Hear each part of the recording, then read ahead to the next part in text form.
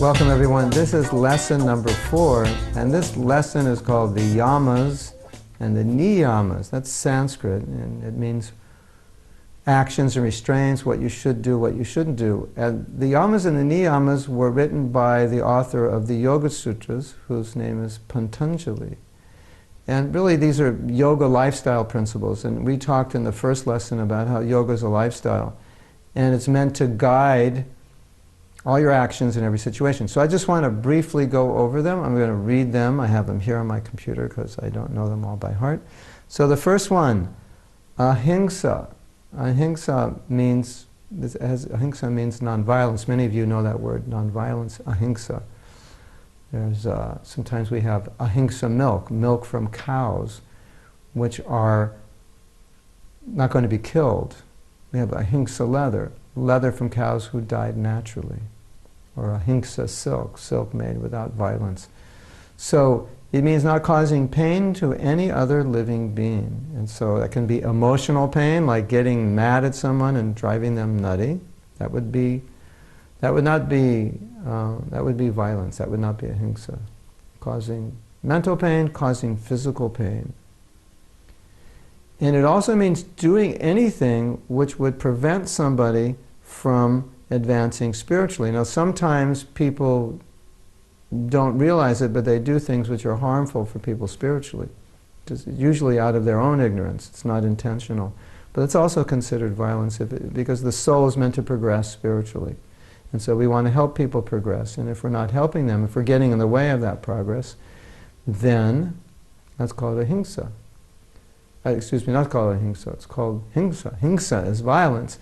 And it brings in the concept of vegetarianism. The idea of vegetarianism from the sacred text, from the yoga wisdom, is that the idea is that we're causing suffering to another living being unnecessarily. So if we don't have to cause suffering, we should not. If it's a matter of life and death, then it's a different situation.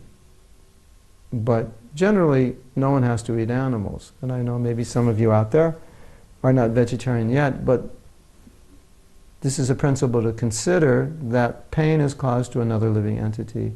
And if we want to practice spiritual life, if we want to do yoga, we want to cause the least amount of pain possible. And of course some people say, yeah, but you cause pain when you eat vegetables. You're picking the plant, and that's true, but it's minimal. So certainly a big difference between slaughtering an animal and picking a carrot. So at least from the yoga perspective, it's the best diet. It's the least violent diet. And when we commit violence to other living beings, it comes back to us.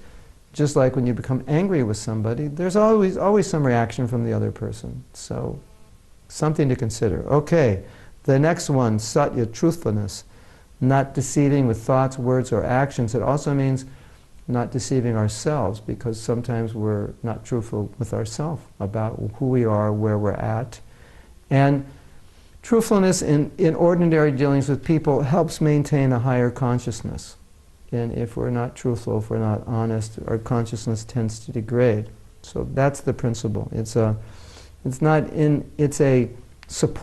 supports higher consciousness activity. It is a higher conscious activity, and it also supports it. And then you have not stealing. And not stealing, that seems like, well, it's just the 10 Commandments, but it really means being satisfied with what you have. So, what you can obtain in a normal life, in a normal way of living. So be satisfied with that what comes to you. And, don't try to, sometimes we have what we don't need, and that's a kind of stealing also. We all have a lot of things we don't need. Actually, we have garage fulls of things we don't need. We have storage sheds of things we don't need. We have vans full of things we don't need. So yoga wisdom teaches us, if you live a little more simply, your life will be better. So that's the idea. And then you have brahmacharya, sexual responsibility. Now this is a difficult one for people in the Western world, because in traditional cultures and traditional times, people were very sexually restrained. And in our culture, we're pretty much the opposite.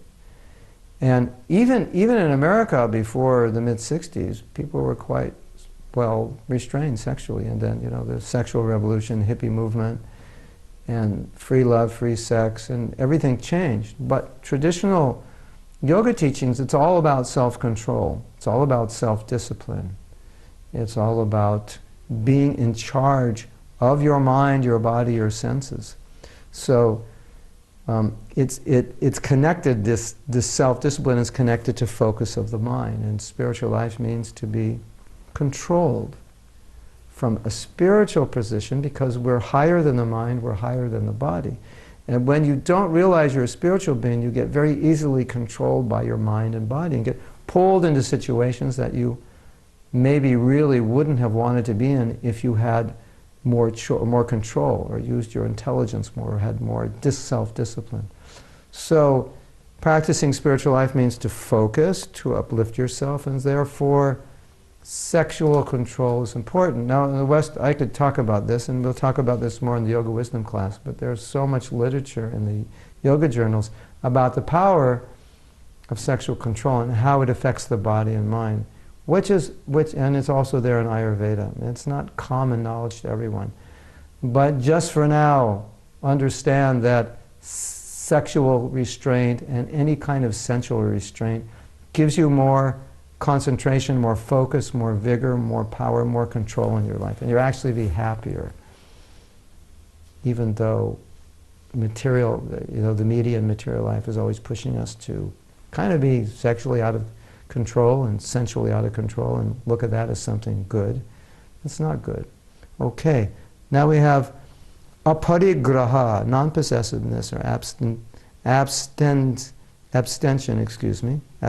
from greed. And it means not coveting. And again, it means be satisfied with what you have. Live simply. Don't be jealous of what other people have. According to karma, accept what comes to you. This is my lot in life. Okay, I'm working, I'm trying to be successful, but this is what's coming now. Accept it. And don't go crazy.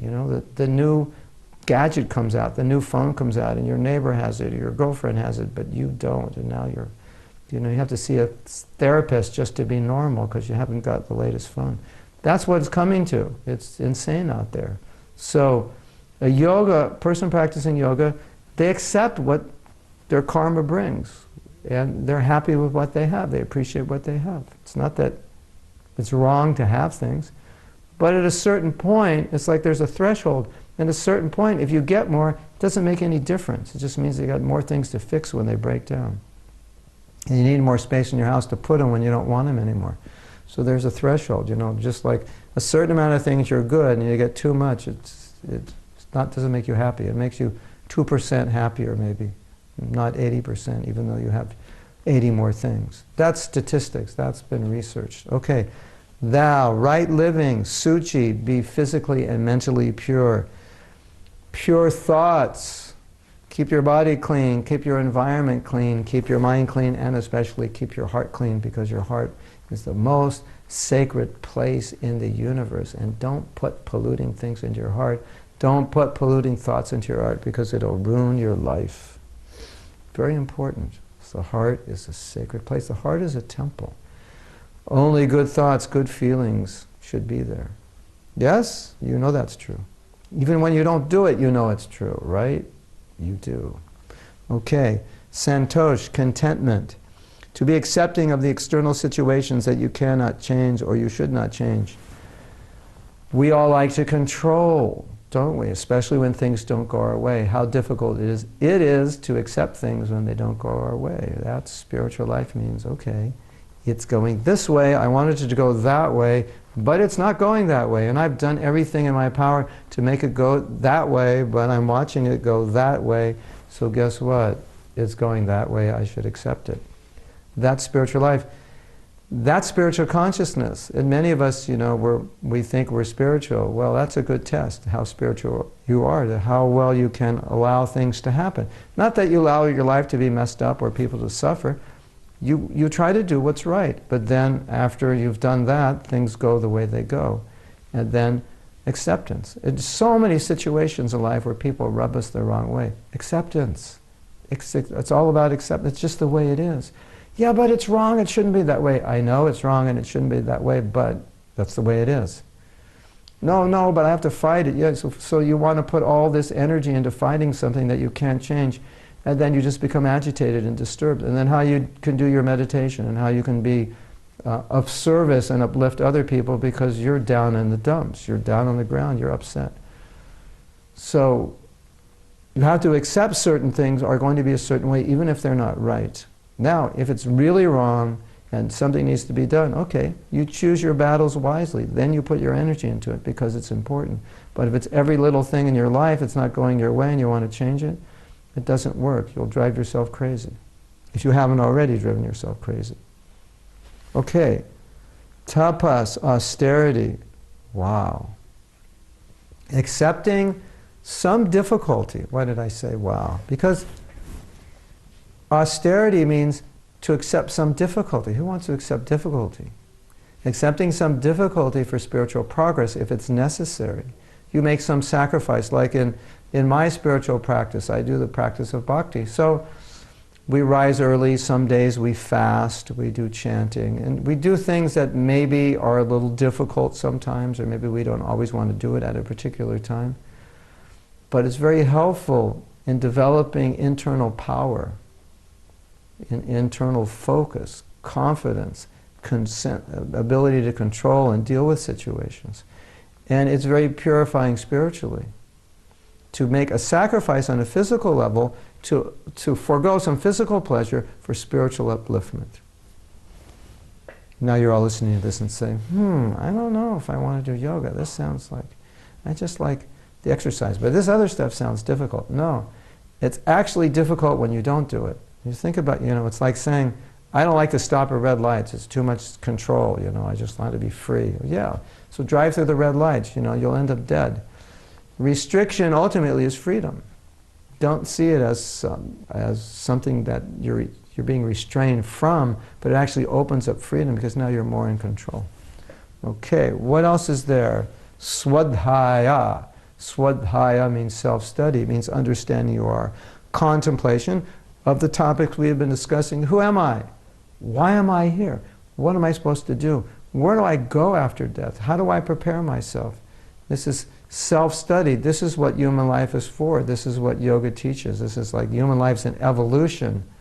Through animal life, now we're human beings, we have intelligence. We can ask these questions. Dogs don't get around and say, hey, Fido, what's the purpose of life? And then Fido says, to get biscuits, right? No, they don't even go that far. Purpose of life for a dog is to eat and find a mate and find a good place to sleep in the sun, right? And get rid of the other dogs that bother him. But so human beings say, no, I don't think that's the purpose of life. There must be something deeper. They ask. So swadhyaya means to study yourself, who you are essentially and what's your essential purpose. What we call dharma in Sanskrit, your essential nature. What is it and what do you do? And the last one is Ishvara Pranidhan, surrender of the self to God, to understand that you and I and all of us are not the supreme controllers. There's a higher power, a higher controller. Just like, look at the earth. The earth provides everything we need. The earth is called Mother because she gives us food, and she gives us land for the animals to graze, and she supplies oxygen and water and rivers. Without Mother Earth, without air, without sun, how long could we live? Without air, how long can we live? What is it, 20 seconds, 30 seconds, maybe a minute? What is it? I think 2 minutes max, right? So how dependent are we on nature? And where does nature come from? Who created it? So it means understanding that I am not the supreme controller. I am under control of a higher power. Thank you for listening, and we'll be with you next week. Until then, have a good day, have a good week.